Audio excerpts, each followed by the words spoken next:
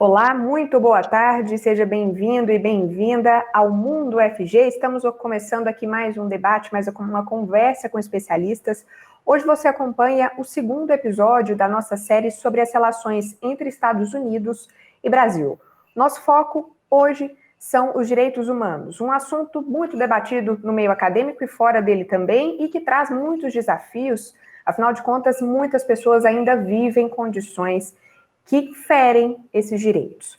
Um dossiê feito por especialistas e enviado ao governo dos Estados Unidos indicou algumas sugestões de como o governo estadunidense deveria agir em relação ao Brasil por conta de devastação ambiental e também o ferimento desses direitos humanos aqui no país. Nós comentamos no primeiro episódio sobre a devastação ambiental e hoje falamos dos direitos humanos.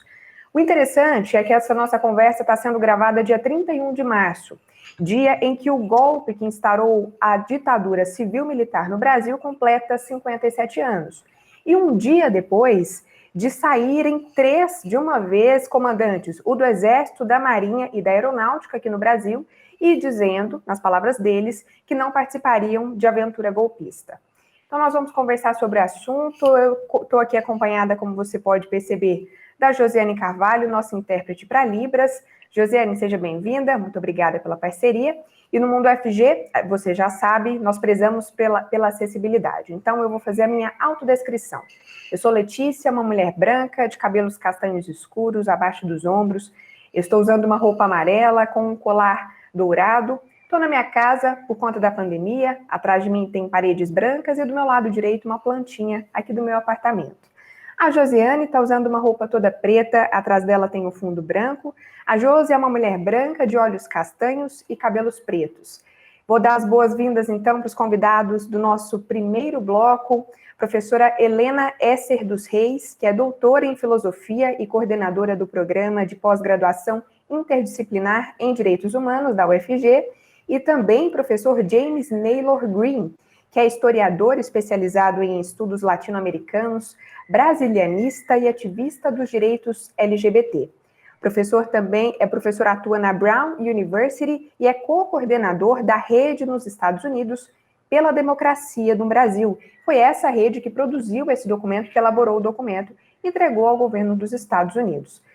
Agradeço muito a presença dos dois professores. Eu queria começar pedindo à professora Helena que fizesse a sua autodescrição, professora, por favor, para o nosso público cego saber quem é você. Em primeiro lugar, boa tarde a todos e a todas que estão aqui nos acompanhando. Agradeço enormemente o convite para participar deste programa Mundo UFG sobre o tema dos direitos humanos. Eu sou uma mulher branca, de cabelos já bastante grisalhos, eu uso óculos, estou na minha casa, no escritório onde eu trabalho, e atrás de mim tem uma estante de livros. Perfeito, professora, muito obrigada. Professor James, queria te pedir o mesmo, seja bem-vindo. Pode fazer sua autodescrição para nós? Muito obrigada pelo convite. Eu sou homem branco, de 69 anos, alto, com cabelo grisalha. Estou na casa da minha irmã, que quebrou a sua bacia. Estou cuidando dela, na sala do quarto de hóspede dela. Eu não sei como descrever a sala, mas uma sala aconchegante, sei lá. Perfeito. Melhoras para sua irmã, professor. Sim. Bom, eu queria começar a nossa conversa te perguntando, professora Helena, como é que você observa o avanço das lutas pela promoção dos direitos humanos aqui no nosso país aí, ao longo do tempo? Ao longo do tempo. Eu acho que, bom, para dar início, eu acho que é importante a gente ter essa dimensão de temporalidade, né? Porque, como você disse, as lutas por direitos humanos são contínuas. O que a gente pode observar nesta linha temporal? Acho que um momento extremamente importante de início das lutas por direitos humanos se deu justamente no período da ditadura militar, né? Quer dizer, todas as lutas de resistência, de defesa das pessoas que estavam sendo torturadas enfim, né? É aí que se iniciam as lutas e que seguem, então, lutas por direitos humanos e democracia. Ao longo do tempo, nós temos o crescimento de grupos, né, que vêm trabalhando sistematicamente no sentido da promoção dos direitos humanos, dos mais diversos grupos, né?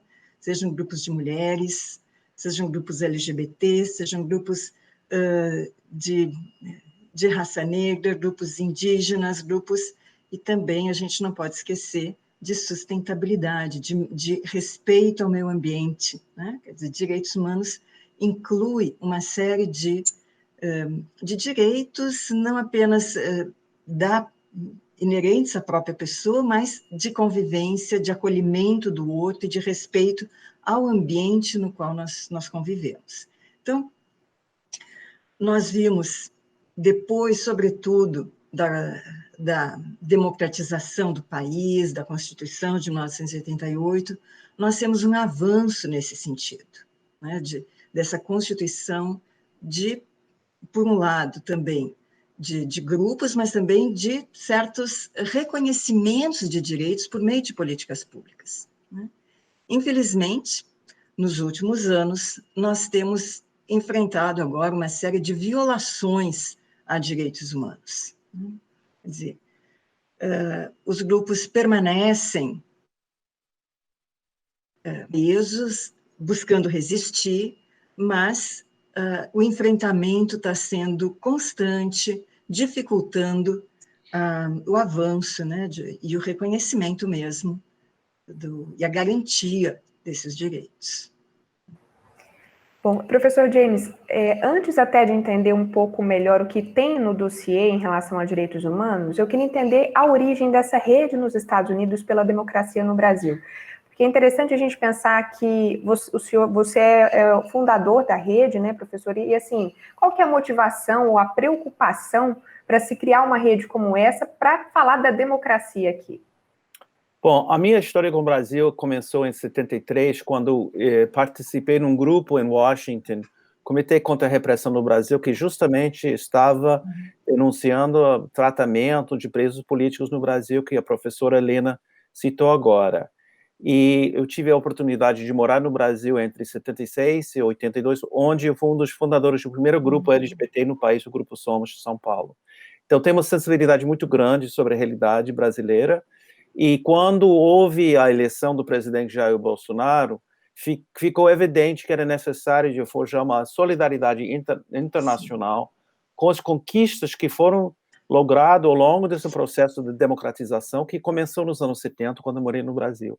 Então, nós fundamos essa rede muito consciente de outro elemento, que sabemos muito bem que, infelizmente, o governo americano apoiou o golpe de 64, financiou e interferiu nas eleições em 62 para tentar derrubar governadores que simpatizavam com o João Goulart, que, infelizmente, o governo americano, naquela época, financiava, facilitava a ditadura militar sobreviver. Então, nós, como cidadãos americanos, temos consciência dessa história nefasta e queremos ter outra história, outra relação com o Brasil. Então, fundamos a rede em Nova York, na Faculdade de Direito da Columbia University, com mais que 200 participantes, e atualmente temos 1.500 afiliados na nossa rede, em 45 estados, em 230 universidades. É uma rede composta de brasileiros e brasileiros morando nos Estados Unidos, seja pessoas trabalhando, vivendo lá, ou estudantes, e brasilianistas, pessoas que têm uma certa conhecimento do Brasil, porque ensina algum elemento sobre a história, a cultura, a sociedade brasileira nas universidades norte-americanas. Então, essa foi a origem da nossa rede. E por que fizemos o dossiê? Porque percebemos, em abril do ano passado, a possibilidade de Biden ser eleito presidente, uma nova política política exterior. Então, nós queríamos ter um diálogo com essa nova administração sobre o que eles devem pensar e como eles devem atuar frente à nova realidade brasileira. Então, publicamos esse dossiê com colaboração de 30 pessoas que escreveram parte do dossiê e entregamos com o apoio de mais que 100 acadêmicos que assinaram embaixo conteúdo do dossiê, e foi entregue à administração Biden e entre deputados e senadores do Congresso americano. É interessante, professor James, que o senhor comentou, você comentou aí desse apoio dos Estados Unidos ao golpe lá em 64, e professora Helena, eu acho que estamos num outro momento aí, bem específico de uma tendência de extrema-direita aqui no país. Não estou comparando as duas coisas, mas estamos numa tendência de extrema-direita, e eu queria saber de você, professora, como é que essa relação com os Estados Unidos, ou esse tipo de atitude, tanto de 64 quanto agora, desse dossiê, podem interferir, né? 64 a gente viu no que deu, e agora? Como você acha que pode interferir no rumo dos direitos humanos aqui? Olha, todas as relações internacionais, cada vez mais, cada vez mais o globo todo, o planeta todo está muito próximo, né? Os países interferem uns nos outros, as relações econômicas interferem, né? E é claro que os Estados Unidos têm uma presença extremamente forte dentro do Brasil, né? E a interferência, né? A interferência, não sei se essa é uma boa palavra, mas pelo menos as influências, as redes, né, que são presentes, elas podem ter consequências nefastas ou não, né? Quer dizer, nesse momento, o que de fato o Brasil está precisando, né, eu digo aqui, não em termos de Estado, mas em termos de nação, de povo brasileiro, o que nós estamos precisando é de redes de solidariedade, de apoio internacional, que auxiliem o povo brasileiro a resistir democraticamente em nome dos direitos humanos, né? Em nome da sustentabilidade do nosso meio ambiente, que repercute isso na sustentabilidade de todo o planeta, né? Então, uma iniciativa, me parece, como esta do professor James, é extremamente bem-vinda, né? Quer dizer, ele quisera que muitos outros grupos acadêmicos, e efetivamente existem muitos outros grupos intelectuais acadêmicos, dando respaldo, suporte para a população brasileira, para os intelectuais, para os acadêmicos, cientistas brasileiros. Isso é muito bom, porque isso dá um alento, dá apoio justamente para que a gente possa resistir, né? Quer dizer, o trabalho de resistência, de criar condições distintas dentro do nosso país é nosso, né? Mas se nós temos este apoio, se nós temos um suporte que nos diga, sim, a gente contribui, a gente apoia, isto se torna muito mais fácil, mais prazeroso, né? Porque não é uma posição fácil. É um apoio, né? Eu queria acrescentar um pouco sobre o que a professora Helena falou, que eu acho muito importante. Nós estamos muito conscientes das relações de poder entre os Estados Unidos e o Brasil. São desiguais, historicamente são hierárquicas de uma maneira que não favorecia necessariamente o Brasil. Somos muito conscientes dessa questão, mas desde o golpe contra a presidenta Dilma Rousseff em 2016, conseguimos mobilizar forças políticas nos Estados Unidos. E no primeiro momento, entre acadêmicos que estudam o Brasil, que se declararam contra, primeiro, o Sérgio Moro. Fomos as primeiras pessoas a fazer uma declaração internacional condenando o Moro e na maneira que ele estava conduzindo a Operação Lava Jato contra o Lula em 2016. Inclusive, que tinha setores da nossa associação de brasilianistas que estavam contra essa declaração, porque eles achavam que era muito prematuro de julgar o Sérgio Moro. A história verificou que ele realmente foi suspeito nas suas atividades.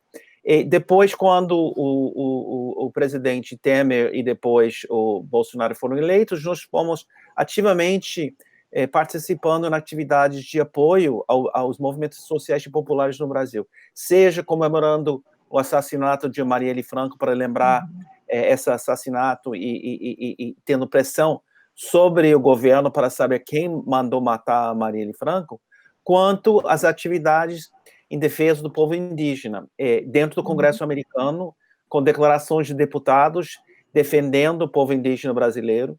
Nós temos um método de dialogar com os movimentos sociais e populares no Brasil para atender e ouvir as suas reivindicações e tentar de articular internacionalmente com o apoio deles e com o nosso apoio as vários focos de poder internacionalmente que são influentes na realidade. E eu acredito, pela minha experiência das campanhas contra o tortura no Brasil nos anos 70, que isso pode ter um efeito direto na situação. Inclusive que essa atitude de setores dos militares de dizer que não querem entrar numa jogada golpista é muito, muito positivo. Eu acho que a gente tem que reforçar essa atitude a nível internacional, dizendo que não vamos apoiar. O governo americano não deve apoiar nenhuma iniciativa que leva o país a um golpe militar, como houve em 64. Perfeito. E, bom, vocês comentando, eu fiquei pensando, professora Helena, a gente comentou que tudo é uma questão de luta, né, pelos direitos humanos. Além desse desafio de ter que lutar pelos direitos, existe um outro de que eles não estão cravados em pedra, né? A sensação de que tem é que é muito fácil perder as conquistas também. Como é que o poder executivo, quem está no poder de um país, pode determinar os rumos disso? Bom, direitos humanos, eu acho que a primeira coisa a gente tem que conseguir distinguir direitos humanos de, como você disse, de direitos que estão positivados, né? Quer dizer, das leis, né? Algumas vezes há uma certa confusão entre eles, e não é que eles não tenham relação, é claro que tem, né? Por exemplo, quando a gente fala em direitos humanos, a gente está falando de uma maneira um pouco mais ampla do que aqueles direitos positivados nas leis de determinados países, seja um, seja outro, enfim, de uma pluralidade de países, né? Embora exista a Declaração Universal dos Direitos Humanos, é uma declaração, né? Essa declaração não tem o mesmo efeito de uma lei positiva de um Estado, né? Mas qual é o seu efeito? É um efeito mais de princípios, né? De regras gerais orientadoras, né? Que todos os estados signatários deveriam se esforçar no sentido do seu cumprimento, né?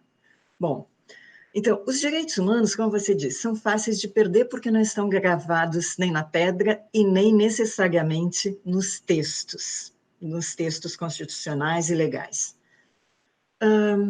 E exatamente por isso, eles dependem sempre, permanentemente, de lutas e vigilâncias das próprias pessoas envolvidas, né? Quer dizer, de todos nós, porque todos nós estamos envolvidos com direitos humanos. É o reconhecimento da nossa condição de ser humano que deve ser respeitada, né? Quer dizer, essa é a ideia básica, fundamental dos direitos humanos, o respeito à pessoa, né? Bom, inúmeras maneiras nós podemos reivindicar esse reconhecimento necessário à pessoa humana, à sua dignidade, à sua condição de ser humano, mas também de inúmeras maneiras isto pode nos ser arrancado, nos ser violado, né? Então,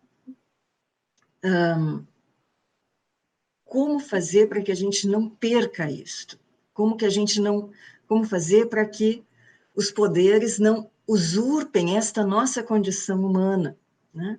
Por um lado, é claro, é importante que os textos jurídicos transformem alguns desses preceitos em leis, né? Em regras obrigatórias, né? Mas não basta a lei. É necessário, do meu ponto de vista, atuar sobre os costumes, atuar sobre as mentalidades. Quer dizer, ou nós nos compreendemos todos como seres humanos, que respeitamos uns aos outros, pelo fato desta pessoa ser uma pessoa singular, própria, individual, né?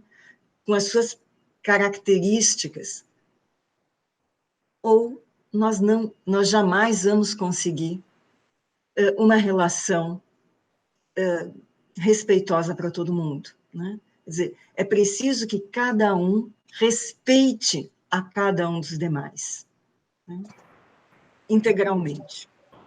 Bom, e por falar nesse respeito, professor James, eu queria entender o que se destaca no dossiê que vocês listaram, que vocês mencionaram de violação de direitos humanos aqui no Brasil.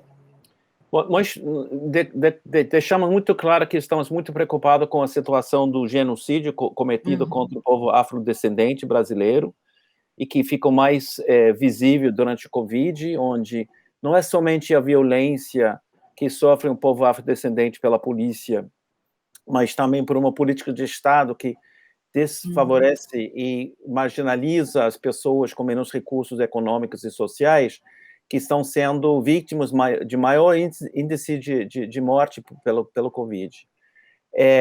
Estamos muito preocupados com a situação dos povos indígenas que estão sendo atacados pelo esse governo atual, invasões de sedes, associações, um clima sobre a questão dos direitos LGBT que foram conquistados, inclusive o STF recentemente declarou que é crime de ódio contra pessoas LGBT, que é uma atitude muito positiva, muito progressista, mas sabemos que o próprio crime de ódio contra os LGBTs, nos seus discursos, na sua fala, que criam uma legitimidade a esses comportamentos, essas falas no país. E, claro, a violência contra as mulheres foram 4 áreas que nós mencionamos, destacamos no nosso dossiê. É interessante, porque por causa justamente das lutas da América Latina sobre direitos humanos nos anos 70, o Departamento do Estado norte-americano é obrigado, pela lei, de todos os anos fornecer um relatório sobre direitos humanos em todo o mundo, para orientar, em certo sentido, a política norte-americana. E saiu ontem um dossiê do Departamento do Estado, onde tem mais que 45 páginas sobre o Brasil, onde está destacada a violência e a repressão contra os jornalistas brasileiros. Eles reconheceram que esse governo tem uma atitude de desprezar, de atacar, de não valorizar jornalistas que estão sendo ameaçados constantemente, e é uma preocupação muito grande do governo norte-americano nesse sentido. Então, essa tipo de repressão, para mim, não é interferência, é para marcar que tem pessoas fora do país que estão de olho, reconhecendo que se tudo que vocês, brasileiros e brasileiras, estão vivendo é verdade, que você não está exagerando, não está inventando, você não está por uma questão política criticando o governo atual, mas porque realmente esses direitos estão sendo violados. Então, essa faz parte da nossa força, e eu acho que tem outra subjetividade, eu sinto isso porque tem muitas ligações com amigos no Brasil, essa solidariedade internacional dá um certo alívio, sentindo que não somos sozinhos aqui, sofrendo com o número de mortes pelo Covid, com a situação econômica, com esses discursos de ódio que vêm do Palácio do Planalto, estamos com o apoio internacional que é fundamental. Então, mas mais importante do que esse sentimento de apoio, é a importância de criar opinião pública nos Estados Unidos, dentro do Congresso e fora do Congresso, em solidariedade com os movimentos populares e sociais no Brasil, e defendendo as conquistas que foram realizadas ao longo desse processo de democratização a partir dos anos 70 no Brasil. Constituinte de 88 e as lutas para ampliar esses direitos democráticos e direitos humanos ao longo dos anos 80 e 90 até a situação atual. É interessante você comentar, professor, desse apoio, quão importante ele é, porque, de fato, o que a gente vem vendo é que o Brasil vem se isolando do resto do mundo, né? Tanto no controle da pandemia, quanto nas relações internacionais, um propósito mesmo de se isolar. Agora, com a mudança do ministro, isso talvez possa mudar, mas até então era isso mesmo. Mas, professor, eu fiquei pensando aqui, além do termo, né, de violação dos direitos humanos, vocês citam também práticas antidemocráticas. Antes mesmo de tudo isso que aconteceu da saída dos militares, vocês citavam esse termo. Eu queria entender como é que vocês enxergam esse posicionamento do governo de Jair Bolsonaro em relação à democracia. Bom, infelizmente, nós enfrentamos esse mesmo problema no nosso país com o nosso ex-presidente, que ameaçou a democracia, incentivando pessoas para invadir o Congresso, com alegações que as eleições foram fraudulentas. E eu acho que Trump tem sido uma referência muito forte para Bolsonaro, e eu tenho muito medo nas eleições de 22, ele, perdendo seu peso, perdendo sua base, perdendo seu apoio, ele tem a capacidade de começar, de iniciar, já iniciou esse discurso dizendo que as eleições não servem, que não são uma prova, preparando para uma possibilidade de um tipo de autogolpe para manter-se no poder. Eu acho que a reação ontem, tanto dos oficiais do Exército Aeronáutico e Naval, que renunciaram, basicamente, é um sinal positivo, mas o sinal negativo é que quem foi indicado são pessoas que estão reforçando a ideologia do presidente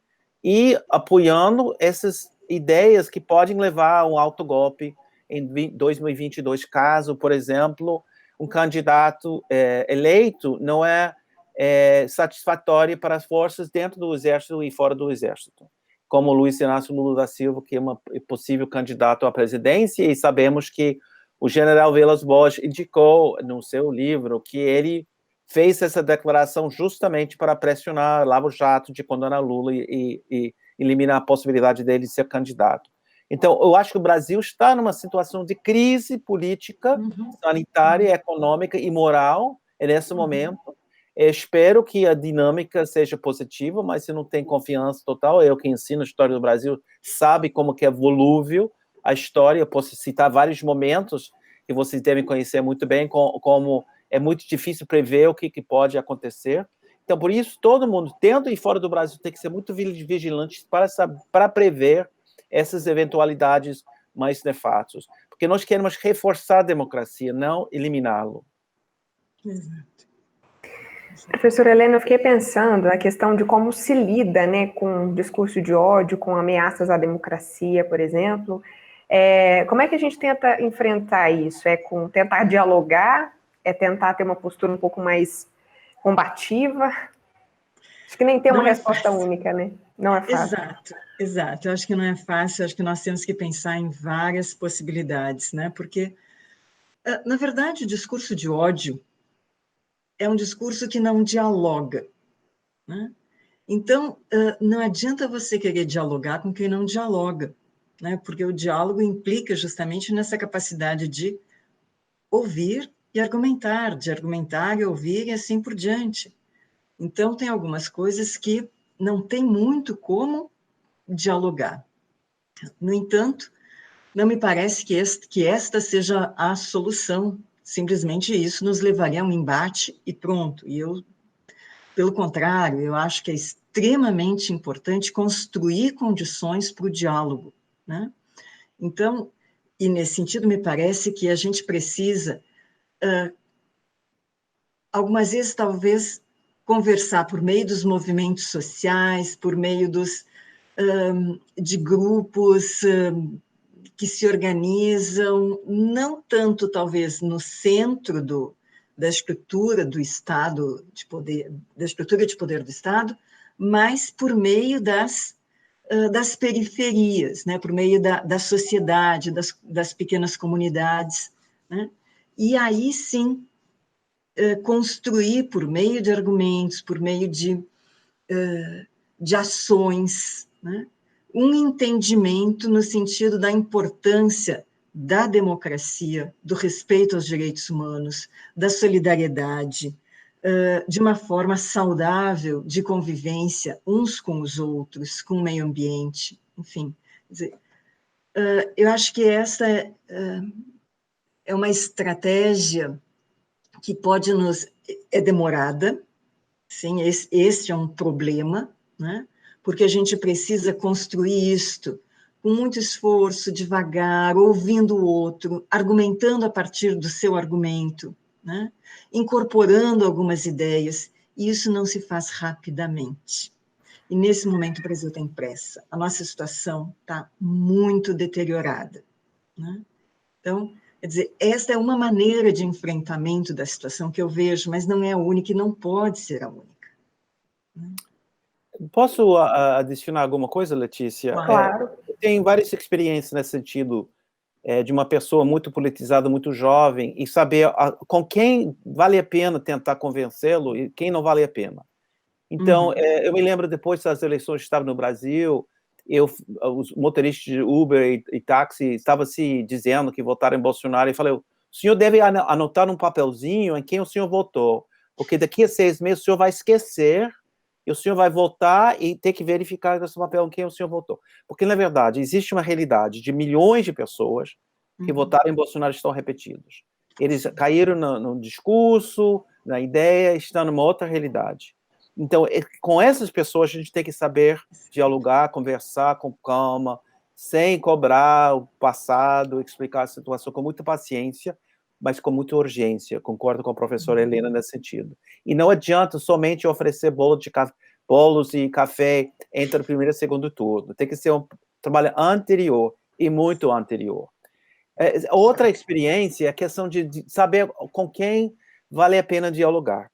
O embaixador Foster, brasileiro nos Estados Unidos, estava em Harvard segunda-feira. Ele foi autoconvidado a apresentar o seu diálogo. Foi uma reação ao nosso dossiê, que ele sentia a necessidade de apresentar a posição oficial do governo brasileiro nas universidades. Então, eles fizeram uma campanha de contatar muitas universidades. E fomos a ouvi-lo, com muito respeito, reconhecendo os direitos democráticos de livre expressão, ouvir o outro. Ele fez toda uma descrição sobre as relações históricas entre o Brasil e os Estados Unidos, desde o reconhecimento em 1824, comemorou até o FEB, da Segunda Guerra Mundial, que é essa relação maravilhosa entre os dois países. E depois, quando fizemos perguntas sobre o passado recente do Brasil, por exemplo, eu perguntei por que o presidente Bolsonaro, quando ele foi deputado,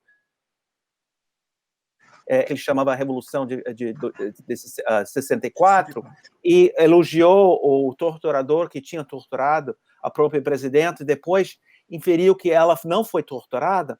Porque, como que esse governo que diz que é democrático pode defender uma ditadura militar que viveu 21 anos no país? Ele fala, não, a gente não precisa falar sobre o passado, vamos virar a página, vamos falar sobre a realidade atual. Ou seja, para ele era conveniente falar sobre o passado quando entrava no seu discurso. Quando as pessoas questionavam, o passado não existia para ele, era o presente. E eu me sentia nesse evento como estava no País de Maravilhas, de Alice no País de Maravilhas. Eu não sei se é a expressão em português, mas porque tudo que ele falava era como se fosse outra realidade paralela. Ele falava sobre a democracia maravilhosa, que a campanha de êxito contra o Covid-19, que estava um tratamento indígena maravilhosa, que estava 70% do povo indígena e vacinados. Coisas que gente, em que mundo ele está descrevendo nesse momento? Não é a realidade que eu estou lendo no Estadão, a Folha e o Globo, que eu leio todos os dias. Então, com essas pessoas que têm um interesse de manter uma postura de ignorar a realidade, que nós conhecemos muito bem, porque vivemos 4 anos com Trump, mentindo durante 4 anos, é melhor não gastar tempo com essas pessoas, porque eles estão falando sobre a realidade que não existe. E dedicar o nosso tempo para as pessoas que podem ser convencidas. Sim. Olha, eu quero agradecer imensamente ao professor James, à professora Helena. Muito obrigada por essa conversa. Tenho certeza que quem está em casa aprendeu muito, assim como eu. Agradeço a Josiane também. A Josi continua comigo no próximo bloco. Vou sair daí de casa também. Nós vamos para um intervalo bem rápido e já voltamos, falando dos direitos humanos e especificamente aí das relações entre Brasil e Estados Unidos. Até já.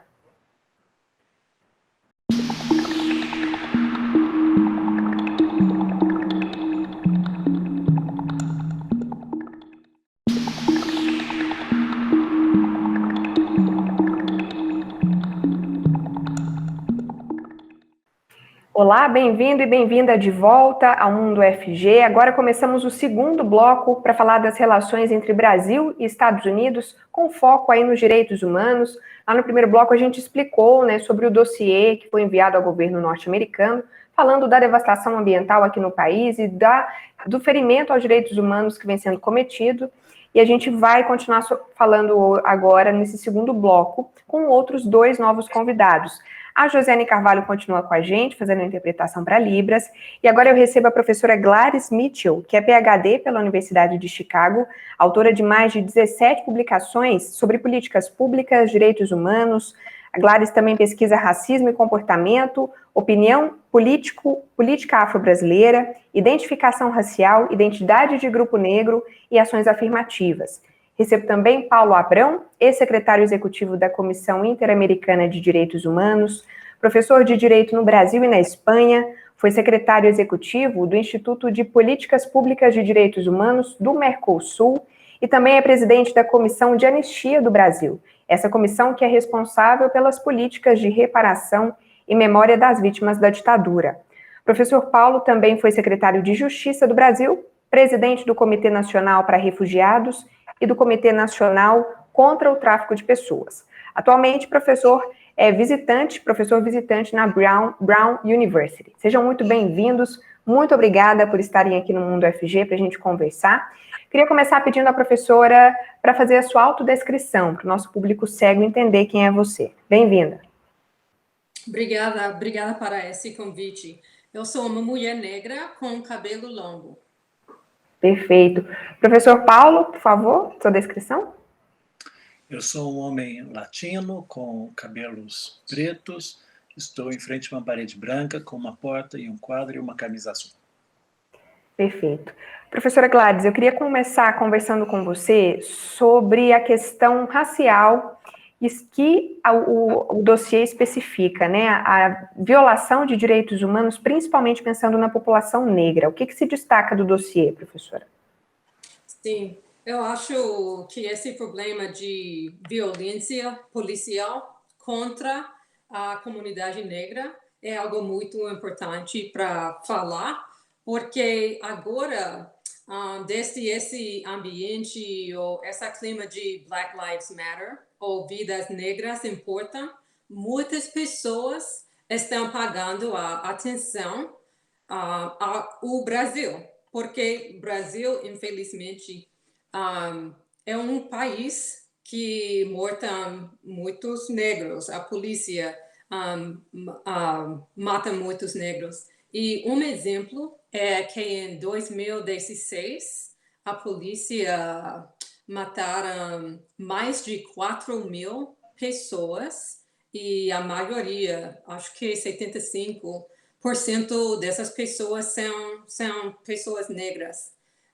E também agora, porque agora nós temos um presidente diferente aqui nos Estados Unidos, mas os políticos, os deputados estão falando sobre o Brasil nesse contexto. Então, eu acho que esse é um tema muito importante e também os brasileiros devem saber que americanos, incluindo os deputados aqui, estão falando sobre a violência contra negros no Brasil. Bom, a professora comentou aí, né, de que estão falando sobre o Brasil, sobre nós, e não com uma visão, uma perspectiva muito positiva, pelo contrário. Professor Paulo, eu queria entender, do ponto de vista aí, você fez parte foi secretário executivo até pouco tempo da Comissão Interamericana de Direitos Humanos, e também foi secretário executivo do Instituto de Políticas Públicas de Direitos Humanos do Mercosul. Queria entender a participação do Brasil nessas duas organizações e como é que vem sendo esse histórico brasileiro aí nesses grupos. Bem, o Brasil sempre buscou ocupar posições relevantes, especialmente em organismos multilaterais relacionados à proteção do meio ambiente, à proteção dos direitos humanos, à agenda de construção de novos direitos. E, de fato, de um tempo para cá, nós temos perdido espaço e a imagem do país está muito comprometida em razão das mensagens que têm sido enviadas de desmonte de todo o nosso Sistema Nacional de Proteção aos Direitos Humanos, Sistema Nacional de Proteção ao Meio Ambiente e como a professora Gladys muito bem apontava, a incapacidade do Estado brasileiro de resolver a dramática situação de racismo estrutural que é refletida pela violência institucional das nossas polícias, que, ao invés de estarem, nesse momento, recebendo mensagens sobre a importância de se proteger os direitos humanos, estão sendo empoderadas para aumentar essa violência institucional.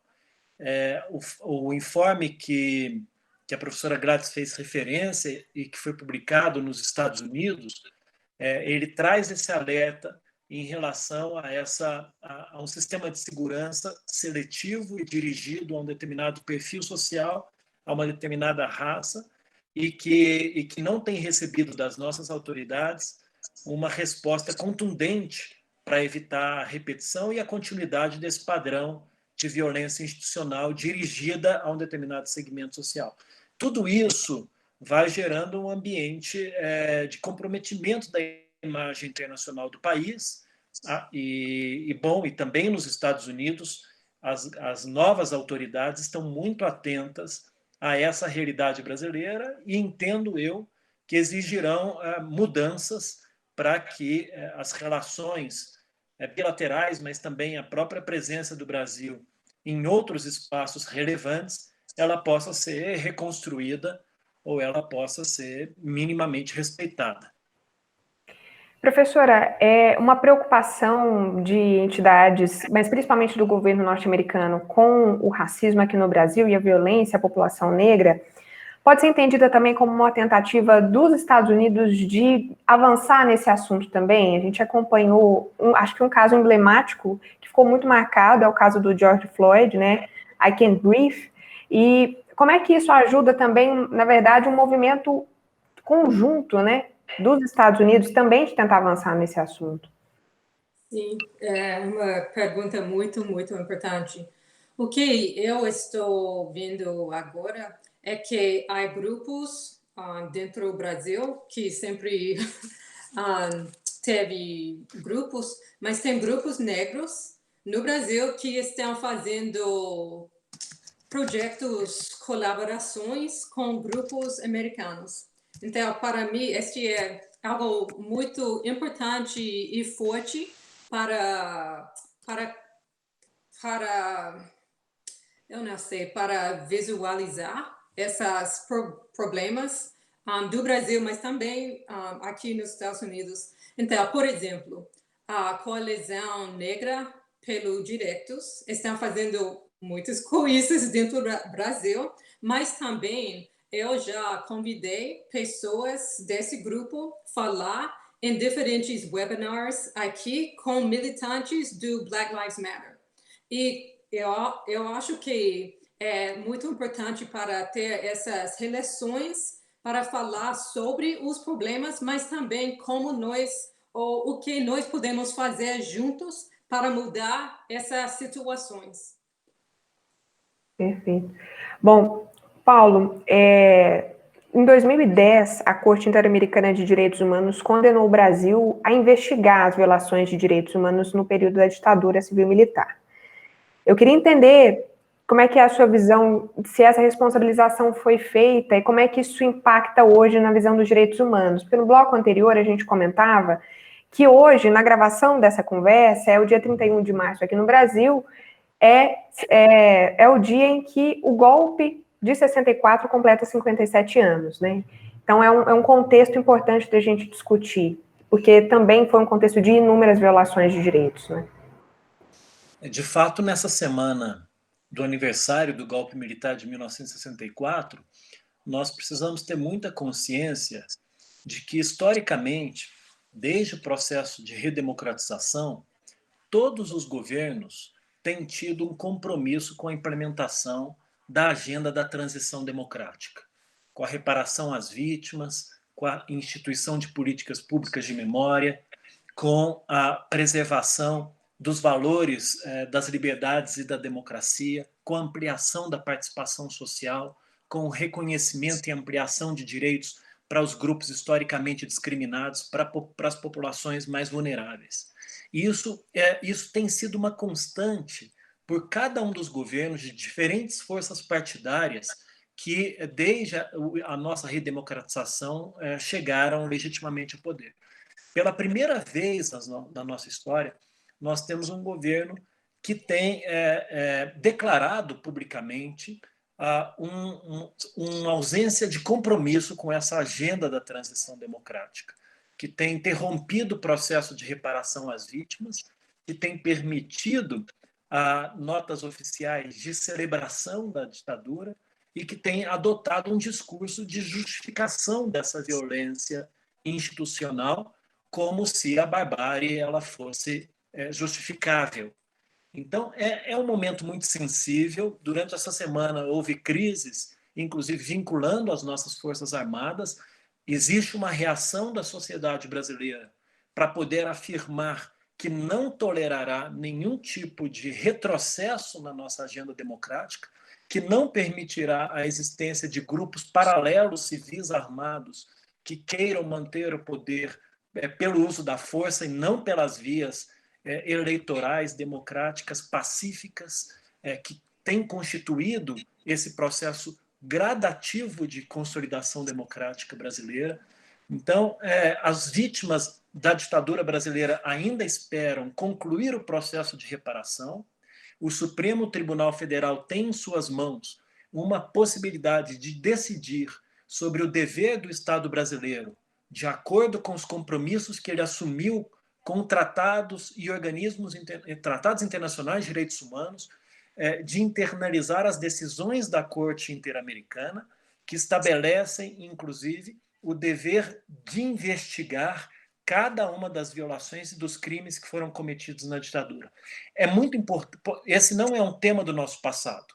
A impunidade histórica frente às graves violações de direitos humanos, ela é emblemática no regime ditatorial, mas ela tem sido uma constante. Então, nós acreditamos que defender ou fazer essa luta contra a impunidade em relação aos crimes da ditadura significa reforçar também uma luta contra a impunidade em relação à violência do presente, em relação a esses atos de racismo estrutural do nosso sistema de justiça, que a professora Gladys faz referência, em relação aos massacres, em relação aos nossos camponeses, as agressões que têm sofrido os povos indígenas dentro do Brasil, as ameaças e as intimidações que a população LGBT tem sofrido em matéria de violência, de discriminação, a discriminação e a impunidade histórica em relação à violência contra as mulheres e os feminicídios que cada vez estão mais presentes no Brasil. Então, lutar por justiça, de alguma maneira, é uma luta pela afirmação da igualdade perante a lei, que nós ainda não temos consolidada na nossa sociedade. As pessoas têm que entender que o discurso dos direitos humanos é um discurso que vale para todos, é um discurso que defende que cada pessoa mantenha a sua dignidade e que o Estado não pode ultrapassar a linha da dignidade humana. Cada vez que nós conseguimos conquistar a consciência crítica da nossa sociedade em relação ao respeito aos direitos humanos, nós vamos estar dando passos mais significativos para poder construir efetivamente uma sociedade mais livre e uma sociedade mais democrática. Pensando nisso que o professor Paulo comentou, professora Gladys, será que é importante, até para a gente não voltar a cometer erros como foi a ditadura, essa responsabilização, para que a gente não caia no mesmo erro duas vezes? É importante nomear, responsabilizar o que aconteceu?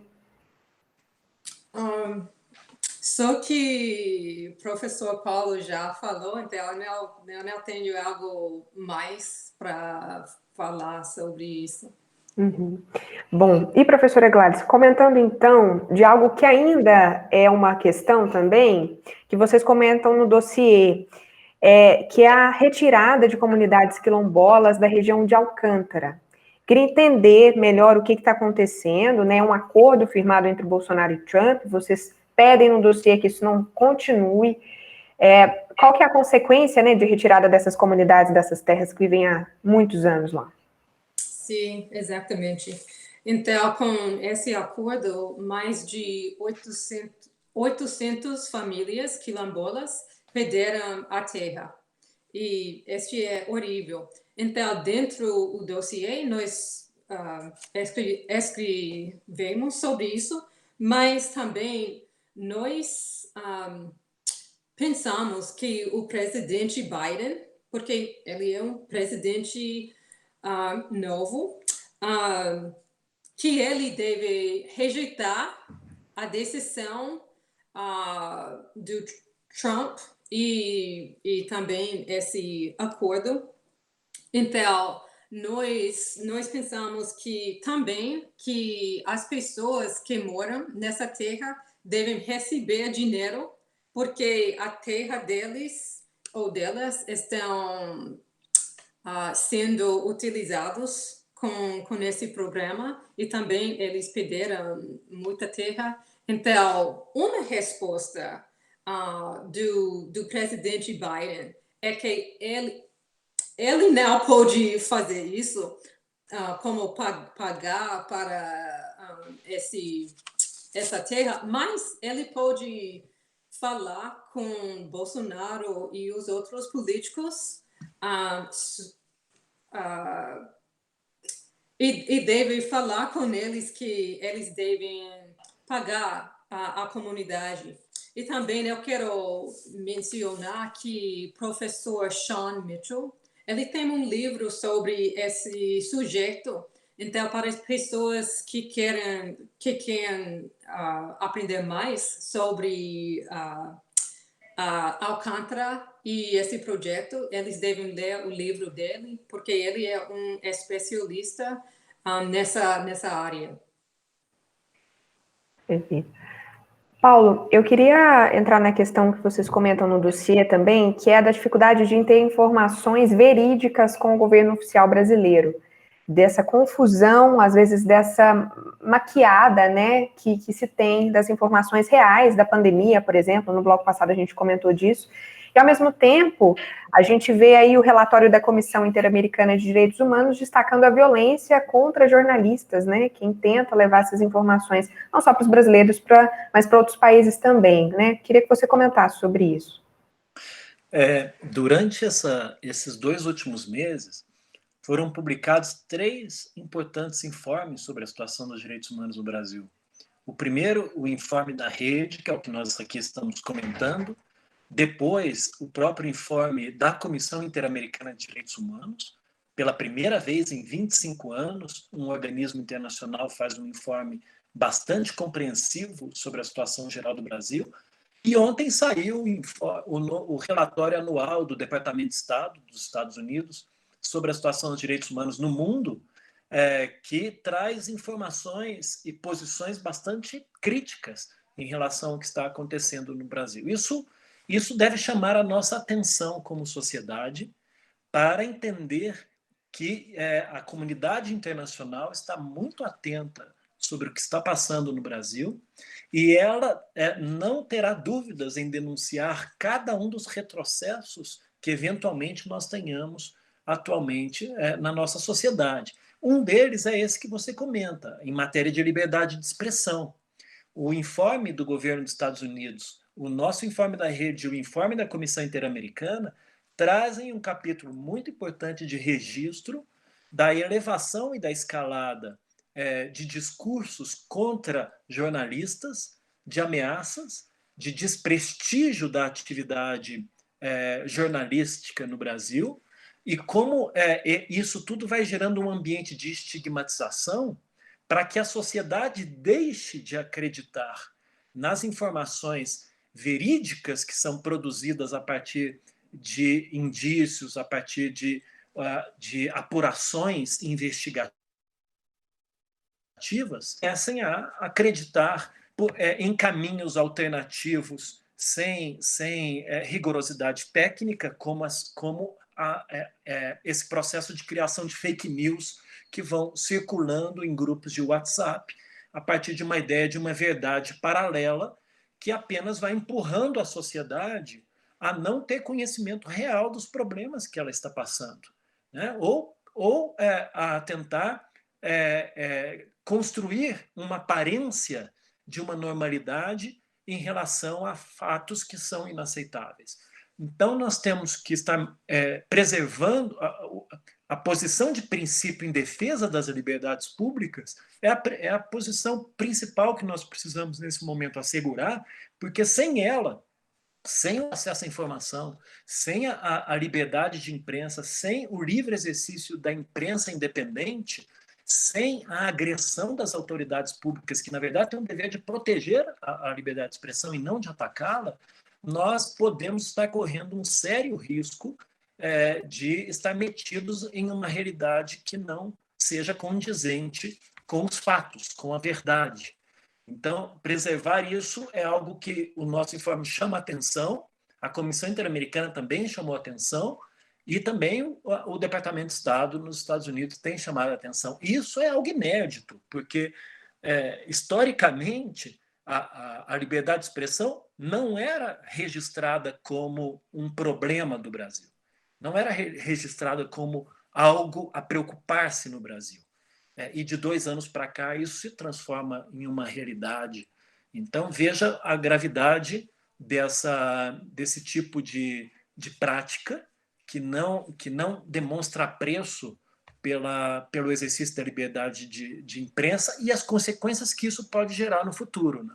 Então, estejamos todos nós atentos em relação a essa agenda, porque ela é fundamental e acho que, de alguma maneira, o jornalismo brasileiro, os nossos jornalistas, têm conseguido sobreviver nesse ambiente difícil, mas e espero que eles consigam continuar tendo visibilidade para denunciar essas agressões que eles estão sofrendo.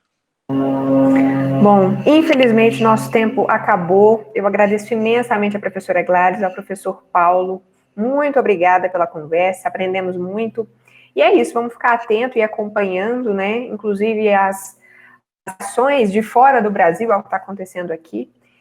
Josiane, muito obrigada pela interpretação para Libras, obrigada a você de casa pela audiência. Fique em casa sempre que você puder, se precisar mesmo sair, use máscara, se cuide. Até a próxima.